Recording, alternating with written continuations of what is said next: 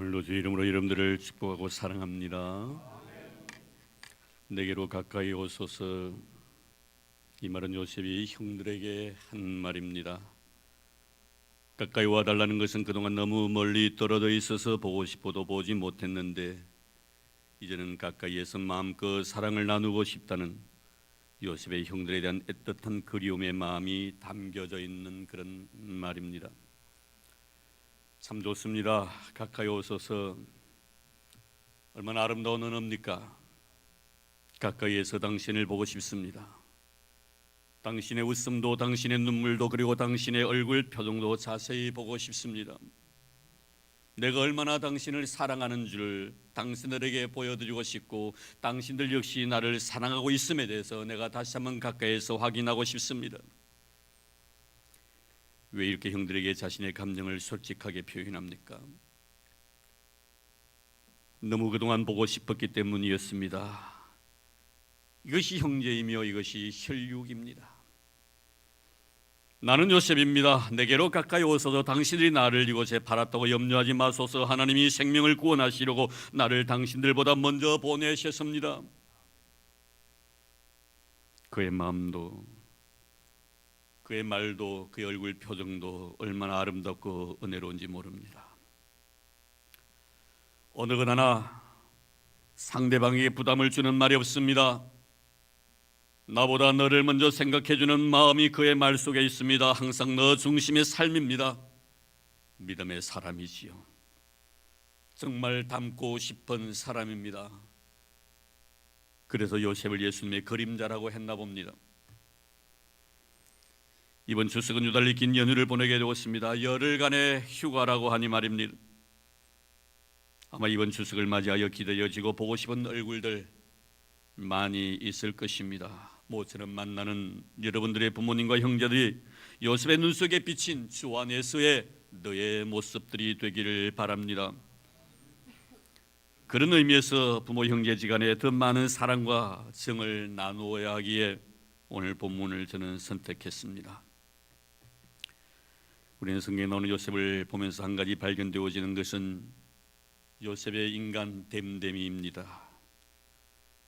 여기서 인간 됨됨이란 것은 신앙 안에서, 예수 그리스도 안에서 신앙인으로서 갖추어야 될 그런 신앙의 인격을 의미합니다. 신앙인격이란 것은 예수 그리스도 안에서 나와 내 자신과의 관계, 그리고 나와 너의 관계, 그리고 더 나아가 나와 하나님과의 관계를 잘 이루어가는 균형 잡힌 인격을 말합니다. 하나님께 이런 자들이 복을 받을 자들이죠. 그럼 우리는 이 요셉에게서 균형 잡힌 신앙 인격을 말씀을 통하여 하나하나 살펴보고자 합니다. 먼저 그는 굉장히 감성적인 사람이었음을 본문을 통해서 발견합니다. 1절 2절 말씀입니다. 요셉이 시종하는 자들 앞에서 그 정을 억제하지 못하여 소리질러 모든 사람을 자기에게서 물러가라고 그 형제들에게 자기를 알리니 그때 그와 함께한 다른 사람이 없었더라. 요셉의 큰 소리로 운이 애굽 사람에게 들리며 바로의 궁중에 들리더라. 정을 억제하지 못해서 크게 울었다는 말씀이 나옵니다. 참 요셉은 정이 많은 사람입니다. 지금 그는 22년 만에 형제들과 만남의 시간을 가집니다. 17살에 팔려가서 30살에 총리 대신이 되었고 지금 39이니 22년의 세월이 흐른 것이죠. 비록 그의 신분이 지금은 총리 대신이기는 하지만 항상 마음 한구석에는 가족에 대한 그리움이 있었음을 알 수 있습니다. 그래서 지금 형들을 만나고 방성대곡하고 있는 것입니다. 가장 건강한 사람은 희노애락이 분명한 사람입니다. 모든 감정을 골고루 소유한 사람이 참 좋은 사람입니다. 그리고 그것을 적당하게 표현할 줄 아는 자가 좋은 인격의 소유자인 것입니다. 가장 성숙한 영혼을 가진 사람은 가장 인간적인 사람이란 말이 있습니다. 울 때 같이 울고 웃을 때 같이 웃어주라고 성경은 말씀합니다. 울 때 같이 울고 웃을 때 같이 웃어주는 것이 바로 인간 미인 것입니다. 그래서 가장 인간적인 것이 가장 영적인 것이라고 말하기도 합니다. 십자가의 의미지요. 하나님과 나의 관계, 그리고 너와 나의 관계가 바로 십자가이기 때문입니다. 요셉은 하나님이 주신 감정을 잘 활용할 줄 아는 자였습니다. 너와 나의 관계입니다. 14절 15절 말씀 볼까요? 45장 14절 15절입니다. 자기하고 베냐민의 목을 안고 우니 베냐민도 요셉의 목을 안고 우니라. 요셉이 또 형들과 입맞추며 안고 우니 형들이 그제서야 요셉과 말하니라.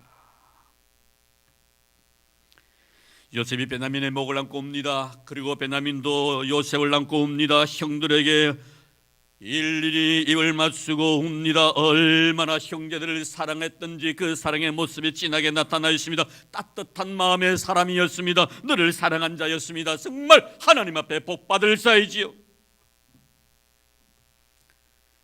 사랑하는 성도 여러분, 이번 추석은 모든 이에게 마음을 전할 수 있는 감성적인 사람으로 너에게 다가가기를 바랍니다. 이것이 바로 우리 주님의 모습이기 때문입니다. 우리 주님은 참 감성이 풍부하신 분이십니다. 마음 따뜻하신 분이시죠. 말씀하셨죠. 나는 마음이 온유하고 겸손하니 내 멍에를 메고 내게 와서 배우라고. 먼저 다가가셨습니다. 그리고 먼저 말을 건네십니다. 여자여, 물 한 잔 주시겠습니까? 어떻게 유대인의 남자가 사마리아 여자인 나에게 물을 달라고 하십니까? 삭개오에게 말씀하십니다. 삭개오야, 내려오라. 내가 오늘 너희 집에 유하여야 하리라. 죄지은 여자에게 조용히 다가가서 이렇게 말씀하십니다. 여자여, 너를 정죄하던 자들이 어디 있느냐? 나도 너를 정죄하지 아니하노라고. 먹기를 탐함이 마시기를 즐기는 자라고. 당시 많은 사람들에게 세속주의자라는 누명을 쓰시면서까지 죄인과 세리의 친구가 되어주신 분이 우리 주 예수 그리스도이십니다. 참 온화하신 분이십니다. 참 부드러우신 분이십니다. 이분이 바로 우리 주님이십니다.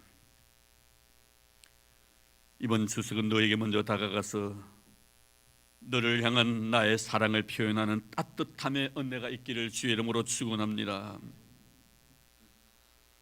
요셉이 하나님께 참복을 받게 된 것은 그에게 하나님께 주신 감성을 잘 표현한 자였기 때문입니다. 거진 형들 앞에서 보고 싶음에 대한 그림의 눈물 속에서 나타납니다. 하나님께서 우리에게 주신 눈물은 이럴 때 쓰라고 주신 것입니다. 어찌 보면 그의 눈물 속에는 사랑과 화해의 감정이 담겨져 있는 마르시 흐른 눈물이었습니다. 어떤 상황 속에서라도 나는 당신들을 용서하고 그리고 당신들을 사랑합니다. 말없는 고백이 담겨져 있는 눈물입니다. 왜입니까? 내가 지금 당신들보다 많이 받았고 내가 지금 당신들보다 많이 가졌기 때문입니다. 그래서 내가 먼저 그들에게 가까이 다가가서 손을 내밀어야 함을 요셉은 알고 있었기 때문입니다. 우리 프랑스 말로 노블레스 오블리주라는 말을 가끔 듣곤 합니다. 높은 신분에 따르는 정신적인 의무, 즉 가진 자의 양보라는 의미입니다. 내가 가졌기 때문에 양보하고 내가 많기 때문에 손해보는 것을 말합니다. 이 말은 많이 가진 자에게는 많이 요구한다는 누가복음 12장 48절의 주님의 말씀과 일맥상통합니다. 물은 많이 받은 자에게는 많이 요구할 것이요 많이 맡은 자에게는 많이 달라 할 것이니라. 많이 가진 자가 많이 받은 자가 많이 양보해야 합니다. 이것이 바로 성경의 가르치심입니다. 요셉은 성경의 가르치심대로 산 사람입니다. 사랑하는 성도 여러분, 이번 추석에는 큰 자가 먼저 허리를 굽히시고 가진 자가 많이 양보하고 웃는 자가 우는 자에게 먼저 다가가는 복된 추석이 되기를 바랍니다. 여기에 하나님의 복이 있기 때문입니다. 그리고 요셉 그는 왜 형들을 통하여 받은 과거의 상처가 있음에도 불구하고 형들에게 이렇게 따뜻하게 대할 수 있었는가? 왜 그는 가진 자로서 형들을 위해 모든 것을 양보할 수 있었는가? 그것은 그가 말씀으로 단련된 지성의 소유자였기 때문입니다. 총리 대신 아무에게나 맡기지 않습니다. 그만한 달란트가 있기 때문에 맡긴 것입니다. 강대국입니다. 감정만 가지고 될 문제는 아닙니다. 분명히 애굽이란 대제국을 리드하기 위해서는 머리에 분명히 있던 것이 있어야 했었습니다. 성경은 말씀합니다. 여호와를 경외하는 것이 지식의 근본이고 지혜의 근본이라고. 그가 하나님을 경외하는 믿음의 사람으로 인정받은 것은 언제라고 생각이 되어집니까? 그의 어린 시절입니까? 아니면 보디발 집에서 종살이 하던 시절입니까? 아니면 총리 대신이 되고 난 뒤입니까? 우리는 이 사실을 알기 위해서는 시편을 보아야 할 것입니다. 시편 105편 17절 19절 말씀하면 이렇게 말씀합니다. 그가 한 사람을 앞서 보냈었으며 요셉이 종으로 팔렸도다. 그의 발은 착고를 차고 그의 몸은 쇠사슬에 매였으니 곧 여호와의 말씀이 응할 때까지라. 그의 말씀이 그를 단련하였도다. 그의 말씀이 그를 단련하였도다. 하나님의 말씀이 그를 단련시키신 것입니다. 감옥생을 하면서 요셉은 완전히 하나님의 말씀에 사로잡힌 삶을 살았다는 것 아닙니까? 말씀에 의해 자신의 모든 삶이 조절을 받았다는 것입니다. 말씀이 그를 이끌어 나갔다는 의미입니다. 한 시간도 말씀은 그를 떠난 적이 없었습니다. 하나님은 그를 철저하게 말씀으로 간섭하셨고 말씀의 사람으로 하나님은 요셉을 비덕하고 계셨습니다. 그가 자신이 가지고 있는 지식으로 인하여 교만하지 아니한 이유가 바로 여기에 있는 것입니다. 말씀으로 열난받지 아니한 지식은 사람을 교만하게 만든다라고 바울은 그의 서신에서 말씀하고 있습니다. 말씀으로 단련받지 않는 지식은 사람을 교만하게 만들지만 말씀으로 단련된 지식은 모든 사람에게 덕이 되고 유익이 된다는 것이죠. 요셉이 자신의 지위를 남용하지 아니한 것도 자신의 선을 지킨 것도 말씀을 통한 연단의 결과인 것입니다. 이것이 하나님의 경외함으로 오는 영적 지성인 것입니다. 자신을 아는 것입니다. 이것이 바로 지성입니다. 말씀이 그를 가르치십니다. 교만해서는 아니 될 이유를 말씀이 가르치시는 것입니다. 말씀으로 연단을 받은 사람들은 모든 것이 가하나 유익한 것이 아니며 모든 것이 가하나 덕을 끼치는 것이 아님을 잘 알고 있습니다. 잘 기억하시기를 바랍니다. 이번 명절 때 가족끼리 모여서 이야기할 때 내가 의미 없이 내뱉는 말 한마디로 인하여 시험을 받을 수 있는 가족이 우리 가운데 있다는 사실을 말입니다. 그래서 가족끼리 갈등이 생기는 것이지요. 돈 자랑하지 마십시오. 가족들 앞에서, 형제들 앞에서. 형제 중에 돈 때문에 잠 못 이루는 형제도 있을 수 있기 때문입니다. 자식 자랑하지 마시기 바랍니다. 자녀로 인해서 지금도 고통의 날을 보내는 내 형제들이 있기 때문입니다. 그래서 모든 것이 가하지만 유익한 것이 아니고 모든 것이 가하지만 덕이 되는 것이 아닌 것입니다. 왜 요셉 그는 자신의 권세를 남용하지 아니합니까? 그는 애굽의 총리 대신이라고 형제들에게 말하지 아니하고 3절에 보면 나는 요셉이라고 했는가를 잘 알아야 할 것입니다. 형들 앞에서의 그의 신분은 동생일 뿐입니다. 얼마나 아름답습니까? 천하를 호령하는 총리이지만 집에서는 많은 형을 둔 동생일 뿐입니다. 그것도 배다른 형제들 앞에서 말입니다. 이것이 바로 신앙 인격입니다. 나는 요셉이라. 진한 형제를 나타내 보입니다. 얼마나 아름다운 언어 구사의 능력인 줄 모릅니다. 너를 생각해주는 마음에서 내뱉는 말 한마디입니다. 동등한 입장에서 말하는 것입니다. 형이고 동생 입장에서 이야기하는 것입니다. 말씀을 통해 연단을 받았기 때문입니다. 우리 주님 보십시오. 십자가 위에서 마리아에게 요한복음 19장 6절 말씀에 보면 여자여 보소서 아들이니라, 여자여 보소서 아들이니라 합니다. 이것이 바로 경건입니다. 우리 주님이 이렇게 하셨다면 우리는 어떻게 해야 됩니까? 형제들 앞에서, 너 앞에서, 부모 앞에서, 아들 앞에서, 딸 앞에서 말입니다. 사랑하는 성도 여러분, 교회에서는 목사이고 장로님이고 권사님이고 집사님입니다. 하지만 집에서는 아버지며 어머니며 동생이며 아우입니다. 여기에 경건의 의미가 있다는 것을 잊지 마시기를 바랍니다. 경건이라는 것은 교회 생활 속에서만 나타나는 것이 아닙니다. 가정 생활 속에서도 그 경건은 연결되어져야 된다는 것을 잊지 마시기를 바랍니다. 직장에서, 세상 속에서도 마찬가지입니다. 가족들에게 특별 대우받으려고 하지 마십시오. 사랑해야 될 신분이며 사랑받아야 할 위치임을 망각하지 마시기 바랍니다. 이것이 바로 경건입니다.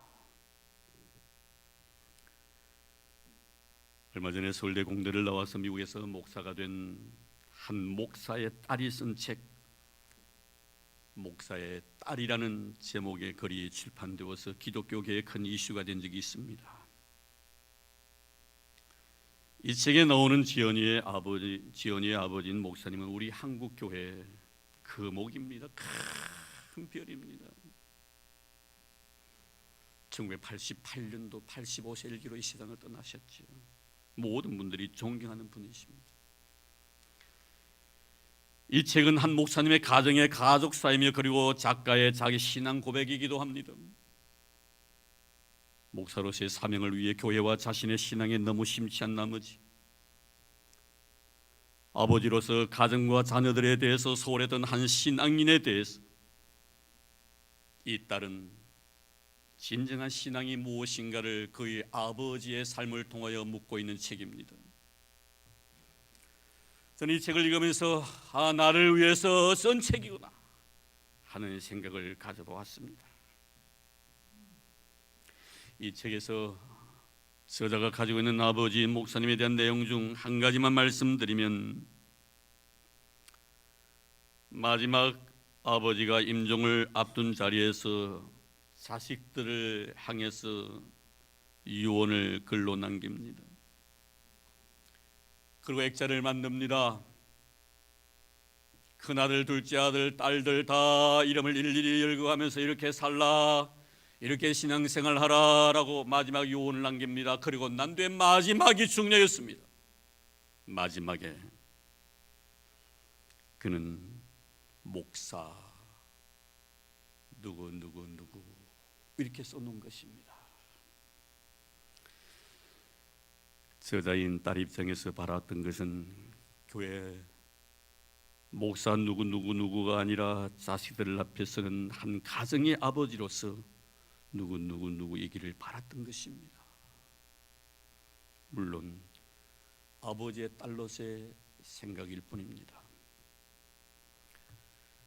지금 요셉은 형들 앞에서 말합니다. 나는 요셉이라. 무슨 말씀입니까? 이것은 여전히 형님들은 나의 형님들입니다. 나는 여전히 당신들의 가족 속의 한 식구의 일원입니다. 그런 뜻을 담고 있기도 합니다. 한 가정의 일원으로 지금 가족들 앞에 자신이 서 있다고 생각한 것입니다. 여기서 우리는 다시 한번 요셉을 통하여 그의 영적 지성을 봅니다. 그것도 말씀으로 연단받은 지성 말입니다. 내가 가지고 있는 그 어떤 것을 통해서도 여러분의 사랑하는 식구들 앞에서 그것을 자랑하지 마시기를 바랍니다.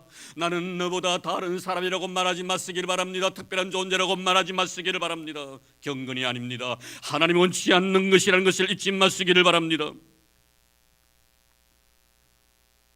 가진 것으로 자신을 드러내려고 하지 아니합니다. 나는 요셉입니다. 자신의 것을 형제들에게 과시하려고도 하지 아니합니다. 그 어떤 것도, 세상적인 것도 영적인 것도 어떤 것도 형들 앞에서, 형제들 앞에서 과시하려고 하지 않습니다. 현재 자신의 지혜를 이용해서 상대방을 짓밟으려고도 하지 않습니다. 내가 가지고 있는 것은 나를 위함이 아니라 너를 위해서 나에게 주신 하나님의 은혜로 그는 생각하고 있습니다. 그래서 그는 말합니다. 형님들을 위해서 나를 하나님이 먼저 이곳에 보내셨다라고. 이것이 바로 말씀으로 연단받은 영적 지성인 것입니다. 믿음으로 사는 성도의 아름다운 신앙의 고백인 것입니다. 이것이 바로 복받은 자의 모습이며 앞으로 복을 받을 자의 삶의 자리인 것입니다. 이번 추석에는 여러분들 다 영적 지성인으로서 여러분이 가지고 있는 것을 형제들에게 자랑하지 마시기를 바랍니다. 그 어떤 것을 과시하려고도 하지 마시기를 바랍니다. 영적인 것이든지 세상적인 것이든지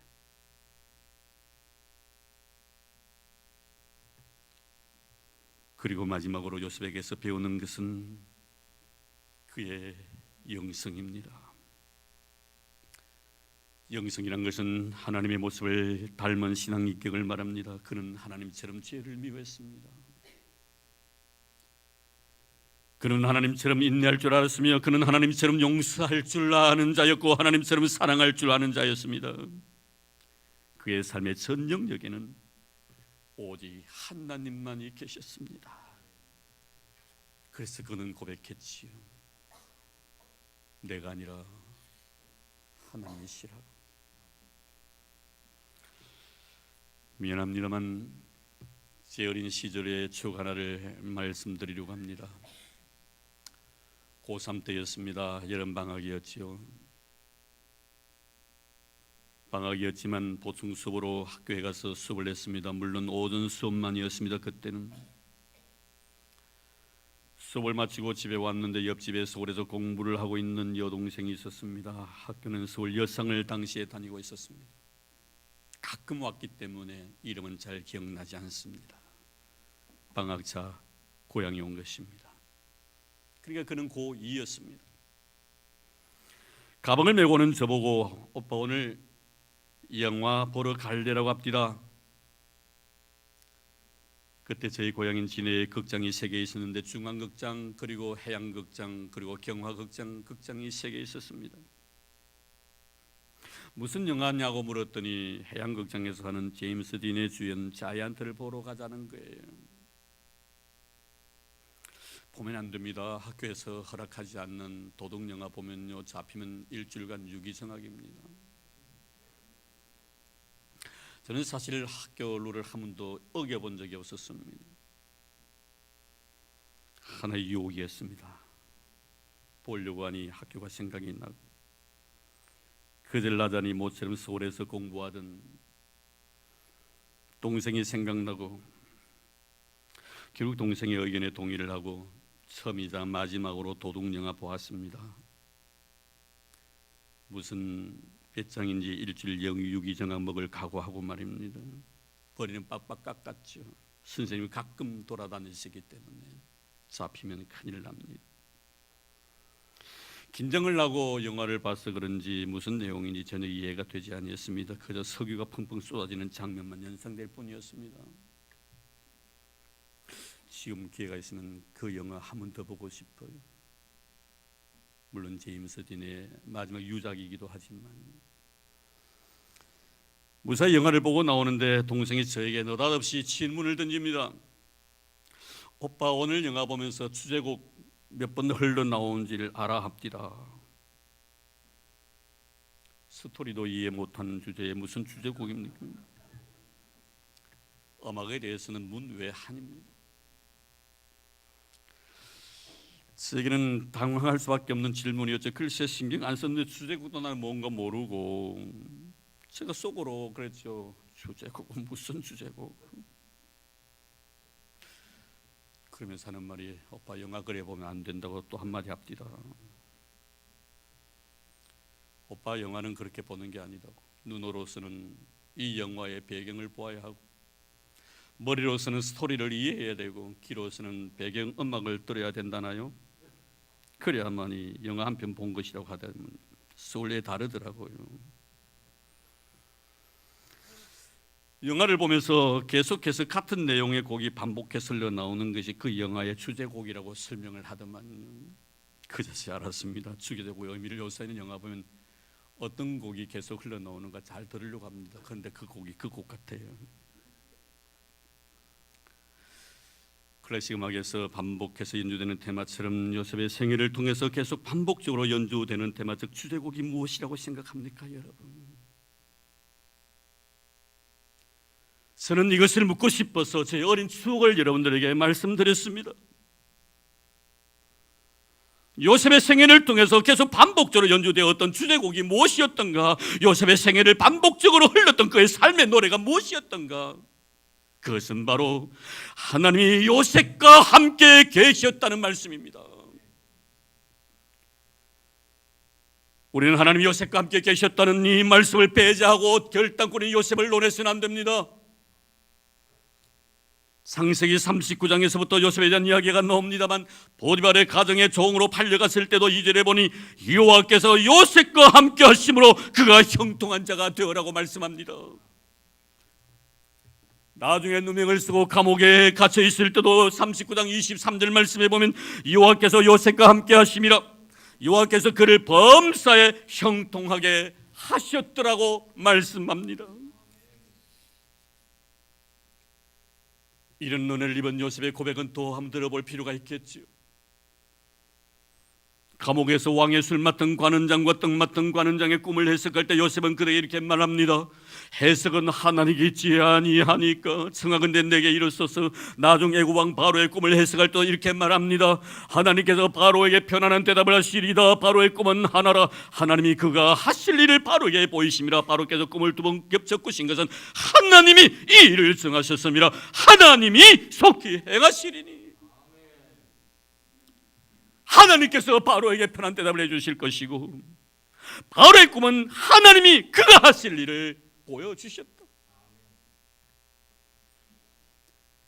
오늘 말씀 9절 말씀 볼까요? 당신은 속히 아버지께로 올라가서 아뢰기를 아버지의 아들 요셉의 말에 하나님이 나를 애굽 전국의 주로 세우셨으니 지체 말고 내게로 내려오사. 요셉은 그의 모든 일구수 일투족을 하나님과 연관을 짓습니다. 하나님 이름을 높입니다.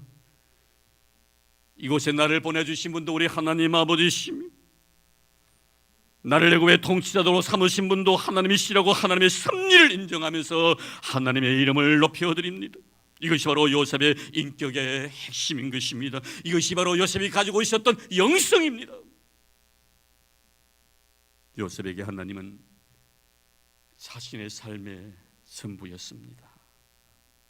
그는 완전히 하나님께 미친 자였습니다. 우리는 왜 그가 하나님 앞에 복을 받을 수밖에 없는 사람이었던가 하는 것을 깨닫습니다. 사랑하는 성도 여러분, 이번 추석 명절에는 하나님 이야기만 하기를 바랍니다. 무슨 대를 할지라도 예수 그리스도 안에서 이야기하기를 바랍니다. 그리고 시작도 과정도 결론도 다 예수 안에서 내리는 여름 되기를 주의 이름으로 축원합니다. 지금까지 우리는 요셉의 신앙 인격을 보았습니다.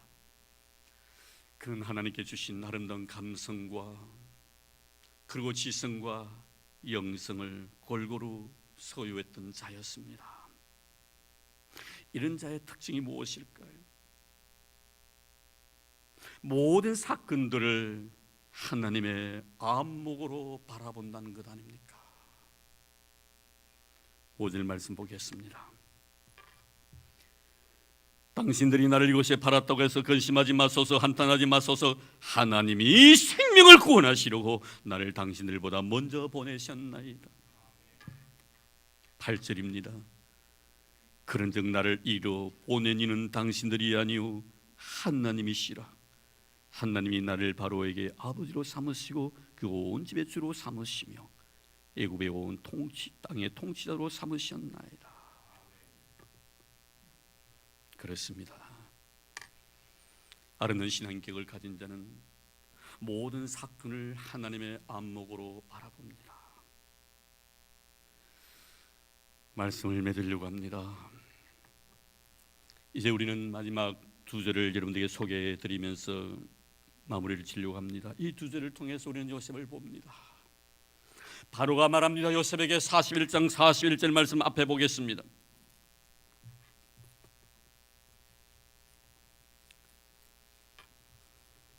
(41장 41절입니다) 바로가 요셉에게 말합니다. 우리 같이 읽겠습니다. 시작. 바로가 또 요셉에게 이르되 내가 너를 애굽 온 땅의 총리가 되게 하노라. 바로 말합니다. 요셉에게 내가 너를 애굽 땅의 총리로 세웠다라고 말씀합니다. 그러면 요셉의 대답은 무엇일까요? 45절 8절 말씀, 45장 8절 좀 읽었습니다. 다시 한번 보겠습니다. 45장 8절입니다. 우리 믿음의 마음으로 다 읽으시기 바랍니다. 우리 읽겠습니다. 그래도 나를 이리로 보내신 이는 당신들이 아니요 하나님이시라. 하나님이 나를 바로에게 아버지로 삼으시고 그 온 집의 주로 삼으시며 애굽 온 땅의 통치자로 삼으셨나이다. 바로가 세우셨습니까? 하나님이 세우셨습니까? 바로는 말합니다. 요셉에게 내가 너를 세웠다고. 요셉은 대답합니다. 당신이 나를 이곳에 세운 것이 아니라 하나님께서 나를 이곳에 통치자로 삼으셨다고. 할렐루야.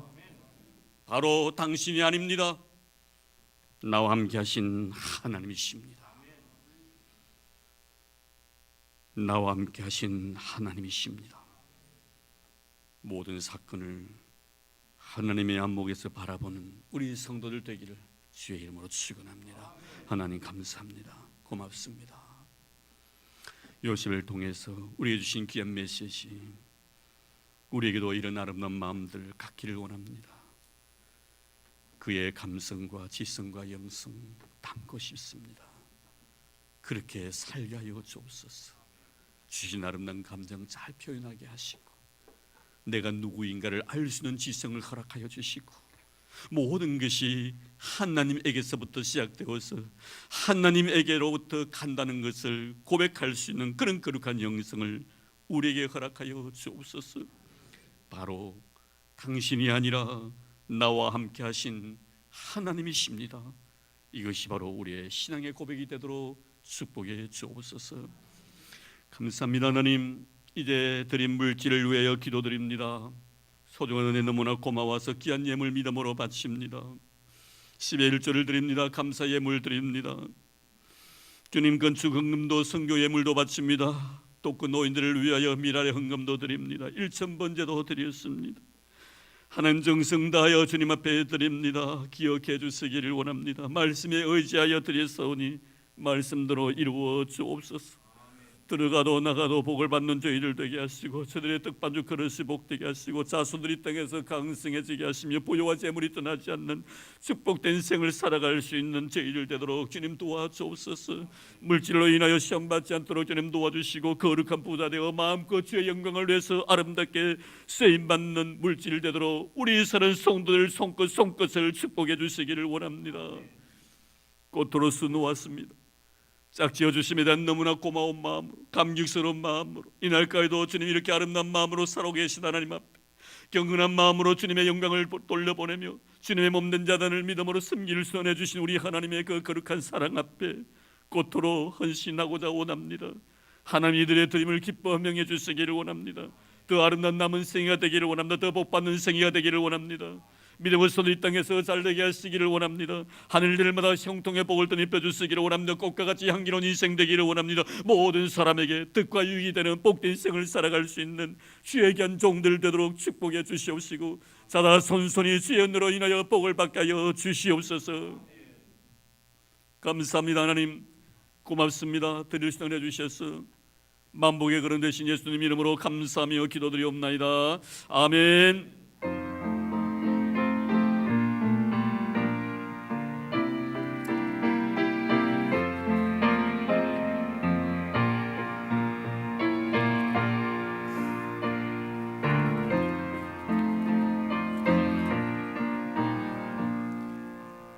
주님의 마음을 본받는 자 그 마음의 평강이 찾아오는 험악한 세상을 이기니 하늘로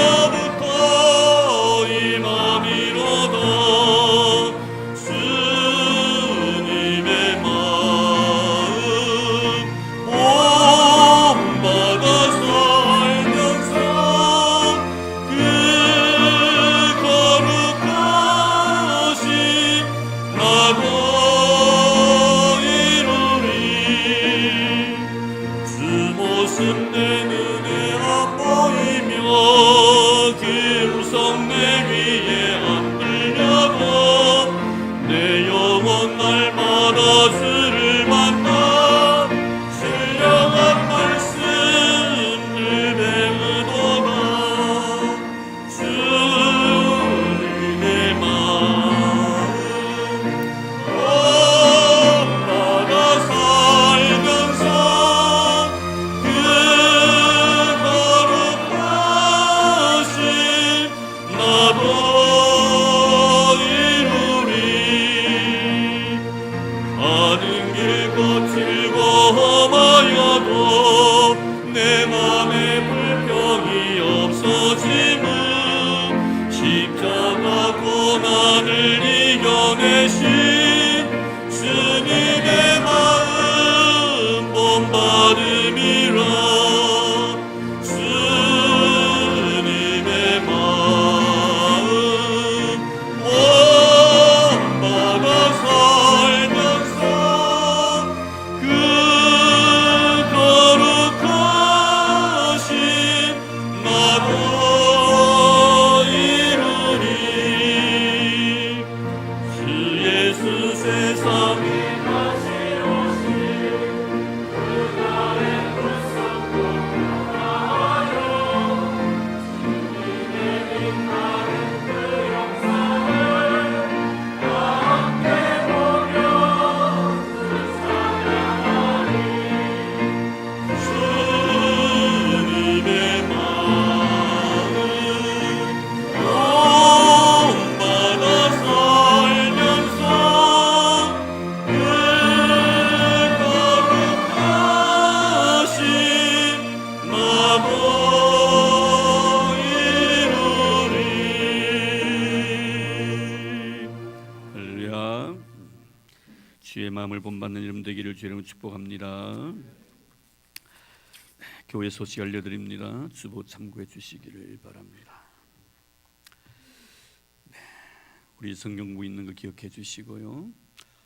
이번 주 수요 예배는 가정 예배로 드립니다. 그래서 아마 여러분들 오늘 주보 사이에 설교문이 제가 작성을 해서 다 이어놓았습니다. 가정 예배 드릴 때 참고해 주시면 고맙겠습니다. 그리고 이번 주 금요 기도에도 이 추석 연휴 때문에 휴회하도록 합니다. 기억해 주시고요. 토요일은 자유롭게 기도해 주시길 바랍니다. 제9차 해피데이 예비신자 작정해 주신 것 감사드리고요. 1차 32명이 현재 작정을 했는데 102명이 예비신자로 이렇게 작정이 되어 있습니다. 32명이 참여를 했습니다. 2차 3차까지 있으니까 기도하는 마음으로 예비신자를 잘 정해 주시고 여러분들 인도하는 그런 은혜가 있기를 바랍니다.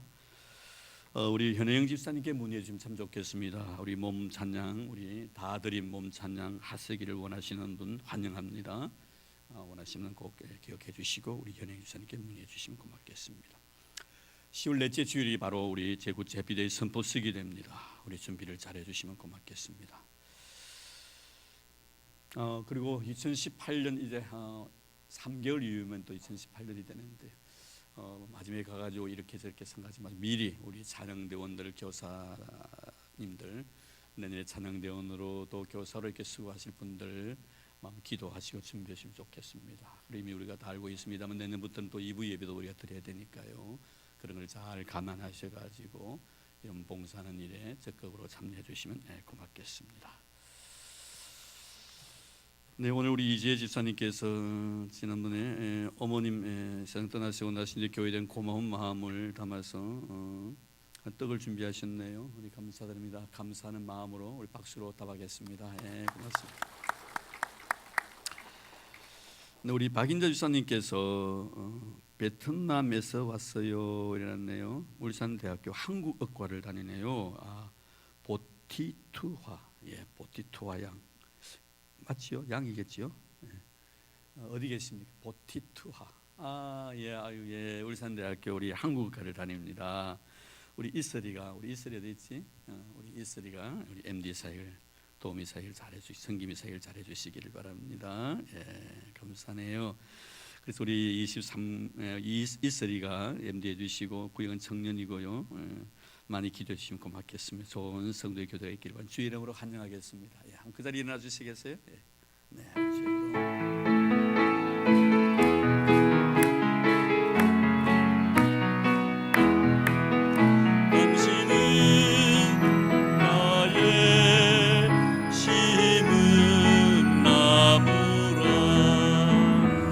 하나님의 사랑 안에 믿음 뿌리 내리고 주의 뜻대로 항상 사세요. 네, 감사합니다. 우리 보티투 화양을 위해서 하나님 앞에 기도드리겠습니다. 하나님 감사드립니다. 이국말리 이곳까지 왔습니다. 아름다운 꿈을 이루기 위하여, 주 안의 거룩한 비전을 이루기 위하여 주님 열심히 노력하고 있습니다. 우리 보티투 화양 하나님 복 많이 내려주시기를 원합니다. 나라 민족을 위하여 크게 쓰임받게 하시고 세계에서 훌륭한 믿음의 기둥으로 쓰임받도록 축복해 주시기를 원합니다. 학교생활 잘 적응하게 도와주시고 좋은 스승, 좋은 친구들을 많이 만나게 도와주시기를 원합니다. 좋은 교회 선택해서오니 우리 교회 생활을 통하여 신앙이 쑥쑥 자라나도록 도와주시고 성도의 아름다운 사랑과 관심 속에서 하나님의 거룩한 빛을 드러낼 수 있는 세상의 소금과 빛의 사명 감당할 수 있는 귀한 믿음의 딸로 삼아 주시기를 원합니다. 주 안에 만났습니다. 하나님 사랑 나눌 수 있는 은혜 베풀어 주신 것 감사드립니다. 두고 온 가정과 부모 형제들에게도 동일한 은혜를 베풀어 주시옵소서. 주 안에 만나 사랑 나누게 도와주신 예수님 이름으로 기도드립니다. 아멘. 네, 나중에 저하고 사진 촬영 하나 하고 이렇게 가시면 고맙겠습니다. 우리 박인자 집사님, 우리 이슬이 같이 촬영해 주시면 고맙겠습니다. 자, 이제 우리 그 자리에 다 일어나 주시기를 바랍니다. 예. 우리 연휴가 돼서 이미 교회를 떠나서 가정을 가신 분도 많이 계십니다. 연휴 우리 장로님 기도해 주셨습니다만 잘 보내시기를 바라고 오고 가는 길 하나님 항상 동행해 주시기를 바라는 마음. 특별히 신신당부드립니다. 절대로 졸음운전 안 됩니다. 음주는 안 하니까요. 그리고 혹시나 또 역주행하면 큰일 납니다. 음주는 안 하실 테니까 절대로 졸음운전하면 안 됩니다. 푹 쉬시고요. 수면제를 드시고 주무시는 하여튼 잠이 안 오면 운전하실 분은 주무시고 운전을 잡으시기를 바랍니다. 잊지 마시기를 바랍니다. 자, 우리 곁에 있는 우리 서로 인사 나눌까요? 우리 형제 자매들이니까요. 우리 주 안에 서로 사랑합시다. 우리 인사합니다. 시작. 사랑합시다. 예. 자, 한 번 더 우리께 인사합니다. 당신은 나의 면류관입니다. 예, 감사합니다. 예. 주의 은혜가 넘치기를 바랍니다. 예.